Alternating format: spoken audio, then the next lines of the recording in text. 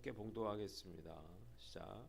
슬프다 어찌 그리 그물 빛을 잃고 순금이 변질하였으며 성소의 돌들이 거리 어기마다 쏟아졌는고 순금에 비할 만큼 보배로운 시온의 아들들이 어찌 그리 토기장이가 만든 질항아리 같이 여김이 되었는고 들깨들도 젖을 주어 그들의 새끼를 먹이나 딸내 백성은 잔인하여 마치 광야의 타조 같도다.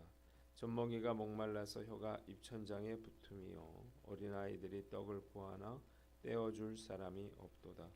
맛있는 음식을 먹던 자들이 외롭게 거리거리에 있으며 이전에는 붉은 옷을 입고 자라난 자들이 이제는 거름더미를 안았도다. 전에 소돔이 사람의 손을 대지 아니하였는데도 순식간에 무너지더니 이제는 딸 내 백성의 죄가 소돔의 죄악보다 무겁도다. 전에는 존귀한 자들의 몸이 눈보다 깨끗하고 젖보다 희며 산호들보다 붉어 그들의 윤택함이 갈아서 빛낸 청옥 같더니 이제는 그들의 얼굴이 숯보다 검고 그들의 가죽이 뼈들에 붙어 막대기같이 말랐으니 어느 거리에서든지 알아볼 사람이 없도다. 칼에 죽은 자들이 줄여 죽은 자들보다 나음은 토지소산이 끊어지므로 그들은 찔림받은 자들처럼 점점 쇠약하여 가미로다. 딸내 백성이 멸망할 때에 자비로운 부녀들이 자기들의 손으로 자기들의 자녀들을 삶아 먹었도다. 아멘. 오늘은 예레미야서 애가 4장 1절로 10절 보석에서 진흙으로라고 하는 제목으로 묵상 나눔하도록 하겠습니다.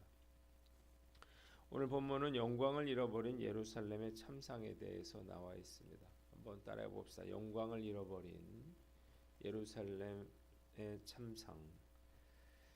자, 1절부터 5절 말씀. 예레미야는 영광을 잃어버린 예루살렘을 보면서 탄식하고 있습니다. 순금같이 빛나고 고귀하던 그들이 빛을 잃고 그리고 성전은 무너져서 거리에 흩어졌습니다. 또한 그들은 토기장이가 빚은 하찮은 질그릇같이 되고 말았습니다. 들깨도 제 새끼에게 젖을 물리는데 하나님의 백성들은 타조처럼 자기 자식들을 돌보지 않았습니다. 젖먹이들 아이들이 줄여 죽어가도 마실 것과 먹을 것을 주는 자가 없었습니다. 지난날 맛있는 음식들을 즐기던 자들이 노숙자와 같이 되고 색동옷을 입고 자라던 아이들이 이제는 거름더미에서 뒹구는 그러한 신세가 되고 말았습니다. 6절로 10절 소돔성이 순식간에 무너진 것은 그들의 죄 때문이었는데 유다 백성들이 지은 죄는 소돔의 죄보다 더 컸다고 말하고 있습니다. 그래서 과거에 존귀한 자들이 깨끗하고 희고 붉었지만 이제는 그들의 얼굴이 숯보다 더 검고 피골이 상접하여 사람들이 그들을 알아보지 못했습니다. 굶주려 죽는 것보다 차라리 칼에 맞아 죽는 것이 더 나을 지경이었어요.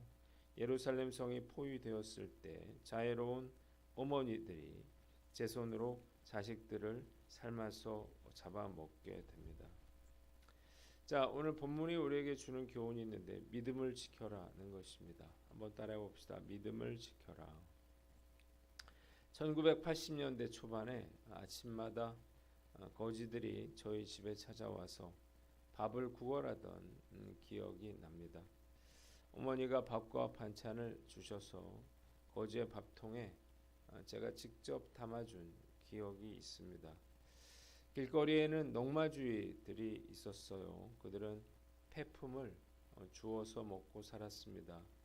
학교에는 도시락을 싸오지 못하는 그런 아이들이 있었고 바나나 같은 건 정말 아플 때나 먹어보는 그런 과일이었어요. 졸업식 때는 짜장면을 먹었습니다. 지금 어떤가요? 정말 싸고 좋은 그러한 식품들이 가득하고 좋은 질들의 옷 그리고 물건들이 매장마다 가득합니다. 연휴 때마다 해외여행을 떠나는 분들로 공항은 북새통을 이루어요. 대한민국은 외국 젊은이들이 가장 오고 싶어하는 그런 나라가 되었습니다.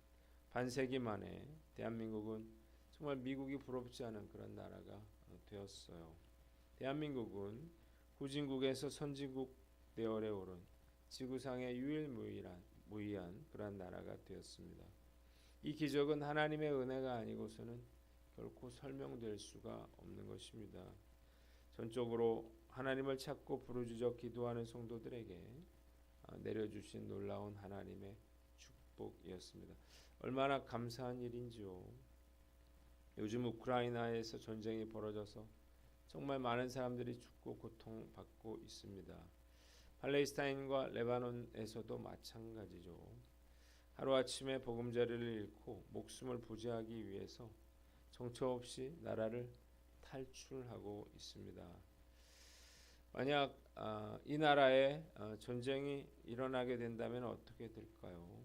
안타깝게도 우리나라는 삼면이 바다로 둘러싸여 있어서 쉽게 피난을 갈 수도 없습니다. 배를 타고 떠난다 하더라도 누가 이 난민들을 받아주겠습니까? 생각만 해도 정말 아찔한 일이 아닐 수 없는 것입니다. 저는 전쟁을 겪은 세대는 아니지만 전쟁에 대한 두려움을 가지고 있습니다. 이 나라가 분단국일 뿐만 아니라 휴전 상태에 있는 나라라는 사실을 너무나 잘 알고 있기 때문이에요. 그런데 북한과 전쟁을 하고 싶어하는 그런 사람들도 있는 것 같아요. 전쟁으로 남북 통일을 이루겠다 이렇게 생각하는 사람들인데 정말 큰 착각이죠.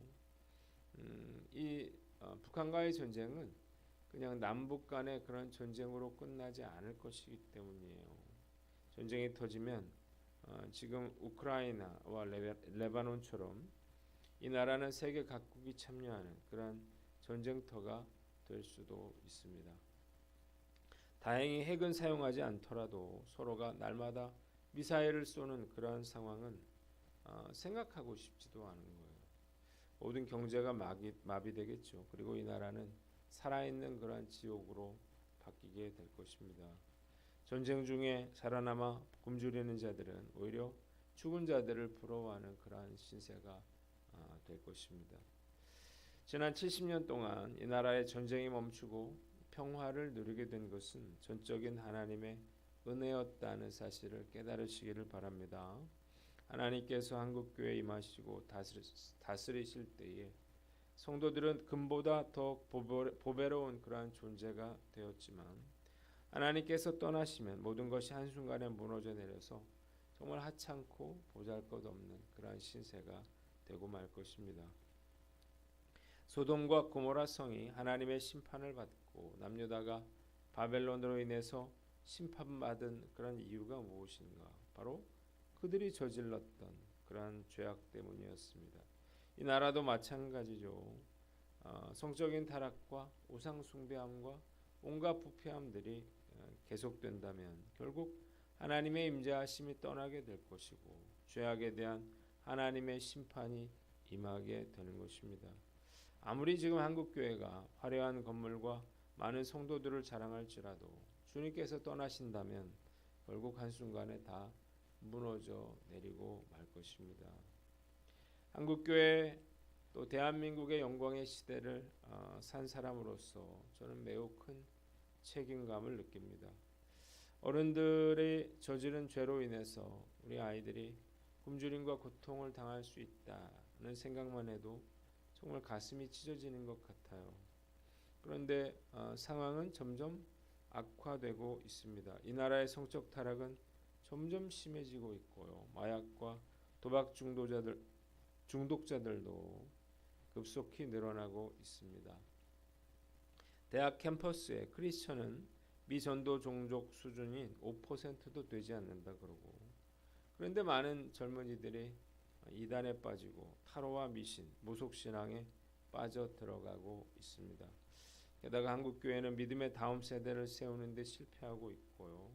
갈수록 영향력을 잃어가고 있습니다. 이런 상황에서 이 나라의 전쟁의 위기가 고조되고 있는데 어떻게 두려워하지 않을 수 있을까? 저는 그런 생각을 해봅니다. 하나님께서 한국교회와 함께 하시지 않는다면 성도들은 무가치한 존재가 되고 쓸모없는 존재가 되어 버려지고 고통받게 될 것입니다. 때문에 모든 성도들은 우리가 하나님과 동행하는 일에 최선의 노력을 기울여야 하는 거예요. 신앙생활의 목표를 그래서 우리는 성공에 두어서는 안 되는 것입니다. 주님을 떠난 성공이 무슨 의미가 있을까요? 그래서 우리가 주님과 동행하는 삶을 살아야 하는데 주님과 동행하는 삶은 이론이나 관념이 아니죠. 실제적인 삶이 되어야 하는 거예요.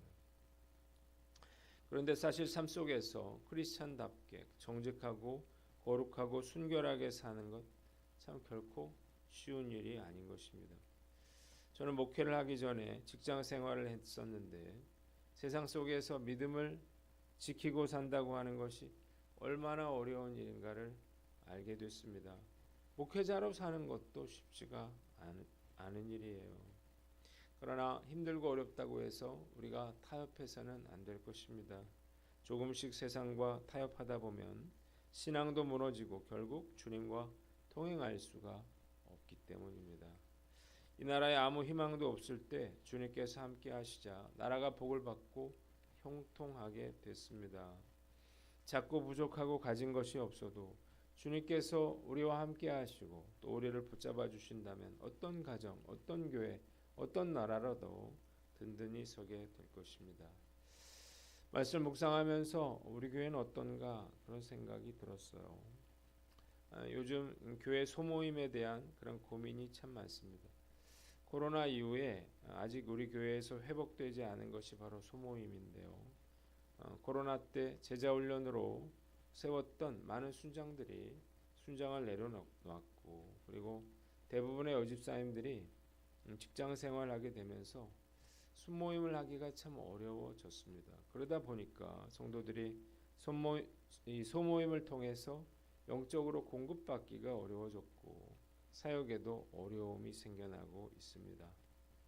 문제는 우리가 영적으로 바로 서지 못한다면 무너지는 것은 시간 문제라고 하는 거예요. 그래서 제가 고민을 하고 있는 것입니다. 제자훈련 1년간 진행되었던 제자훈련과 사역훈련이 이제 마무리되고 가고 있는데 다시 이 소모임을 일으켜서 성도들이 정말 주님과 동행하는 하나님의 말씀대로 살아가는 그러한 삶을 살아가도록 우리가 최선을 다해야겠다 그런 생각이 듭니다. 또 이번 주 토요일 날 우리가 하늘선 도서관에서 독서 축제를 하죠. 주님께서 도우셔서 이 행사가 잘 진행되기를 기도합니다. 매주 수요일마다 학교 앞에 나가서 사탕과 전단지를 나눠주고 있는데 아이들이 잘 받지 않으려 그래요. 선생님이 이런 거 받지 말라 그랬다는 거예요. 점점 전도하기가 어려워지고 있습니다. 그러나 그렇다고 해서 포기해서는 안 될 것입니다. 어려워도 포기하지 말고 우리가 복음 전하는 일을 지속해야 하는 거예요. 우리 교회에서 비전 스쿨 사역들도 하고 있는데 이것도 마찬가지죠. 힘들더라도 계속해서 해 나가야 하는 것입니다. 이 지역의 아이들이 점점 줄어들고 있어요.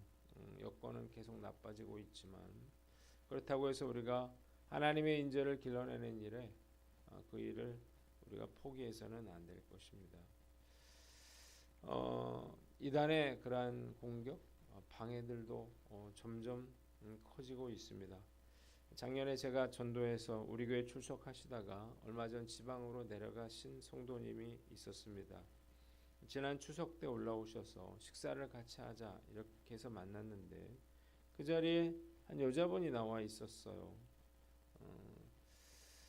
좀 이상하다 이런 생각을 했었는데 그분이 우리 성도님에게도 선물을 주고 저에게도 송편을 선물로 주셔서 감사하다 이렇게 말하고 헤어졌습니다. 교회를 다녔다가 안 다니고 있다고 하길래 전도 대상자라 생각하고 교회 한번 와보시라 이렇게 문자를 보냈었는데 어제 엊그제 한번 만나서 묻고 싶은 게 있다 이런 문자가 와서 카페에서 만났습니다. 그런데 그분이 자기가 신천지 신도라는 거예요. 그리고 그 자리에 한 남자가 나타났는데 정말 불쾌하고 화가 났어요. 그래서 즉시 자리를 박차고 나왔는데 제가 목사라고 하는 사실을 알면서도 감히 신천지들이 포섭하려고 했다 이런 생각을 하니까 황당하기도 하고 정말 깊은 빡침을 느꼈습니다. 신천지가 이렇게 우리 주변에 가까이 있다 생각하니까 정말 마음이 답답하다는 생각이 들어요. 전도도 물어보고 해야 되는 것 아닌가, 그런 생각이 듭니다. 요즘 전도가 힘든데요. 신천지 같은 그런 이단으로 인해서 더욱 어려워지고 있습니다. 그러나 그렇다고 해서 우리가 전도를 포기해서는 안 되겠죠. 여러 가지로 교회가 위기 상황 가운데 있지만 그럼에도 불구하고 우리가 믿음으로 이 위기를 이겨내야 하는 것은, 우리가 결국 무너져 버리면 이 나라도 교회도 다 무너질 것이기 때문이에요. 무너지고 후회해봐야 아무런 소용도 없는 거죠. 우리에게 기회가 있을 때 끝까지 우리가 최선을 다해야 할 것입니다. 말씀 앞에서 저도 하나님께서 저에게 맡겨주신 양떼들을 지키고 바른 길로 인도할 것을 다짐해 봅니다. 기도하겠습니다. 하나님 아버지, 우리 한국교회와 이 나라가 계속해서 하나님과 동행하는 그런 축복된 나라가 되게 하여 주시옵소서.